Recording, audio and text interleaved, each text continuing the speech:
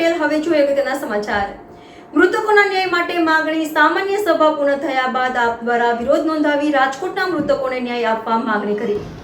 સામાન્ય સભામાં આજે કોર્પોરેટર ગેમર દેસાઈના નિધન બાદ મળી હતી। સામાન્ય સભામાં કોર્પોરેટરો દ્વારા શ્રદ્ધાંજલિ પાઠવવામાં આવી હતી અને સામાન્ય સભાને મોકૂફ રાખવામાં આવી હતી। શાસક અને વિપક્ષના કોર્પોરેટરો દ્વારા ગેમર દેશના પરિવારને તમામ રીતે સહાય આપવા માટે એક સુરે વાત કરવામાં આવી હતી।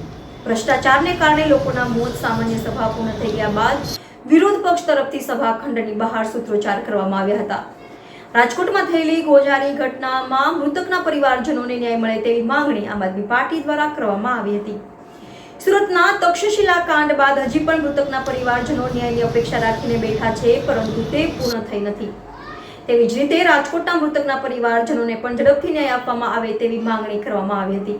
Reporter Raju Sukhadia, NN news, Vadodara. દર્શક મિત્રો, તમારી આસપાસ બની રહેલી અવનવી ઘટનાઓ વિશે જાણવા માટે NN ન્યૂઝને લાઇક કરો, શેર કરો, સબસ્ક્રાઇબ કરો અને બેલ આઇકન પ્રેસ કરો, જેથી આપને નોટિફિકેશન્સ મળતી રહે।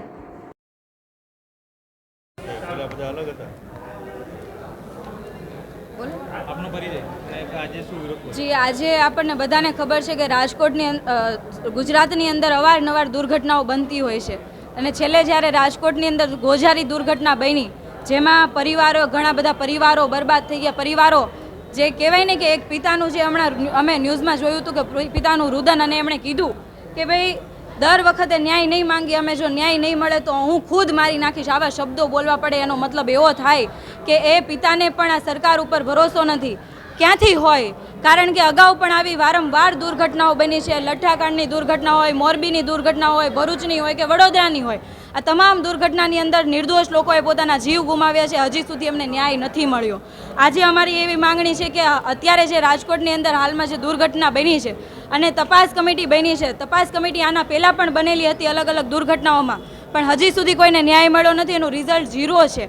તો આમાં પણ રિઝલ્ટ 0 ના આવે। જે કોઈ કસૂરવાર હોય, જે કોઈ ગુનેગાર હોય, તમામની વિરુદ્ધમાં કાયદેસરની કાર્યવાહી થાય, સજા આપવામાં આવે, જેના કારણે આવનારા સમયની અંદર આવી કોઈ દુર્ઘટના ન બને અને કોઈ નિર્દોષ લોકોનો આમાં જીવ ના જાય।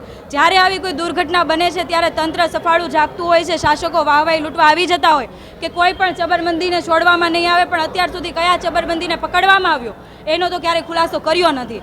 અમારી માંગણી એવી છે કે સખત કાર્યવાહી થાય અને જે કોઈ નિયમો, પોલિસી બનાવેલી છે એના અમલ સખત રીતે થાય। આમાં ભેદભાવની નીતિ જે રાખવામાં આવે છે, ભેદભાવની નીતિ ના રાખવામાં આવે, બધા માટે કાયદો સરખો હોય એવી રીતના કામગીરી થાય એવી માંગણી સાથે અને તમામ મૃતકોને જલ્દી ન્યાય મળે એવી માંગણી સાથે આજે અમે વિરોધ નોંધાવ્યો।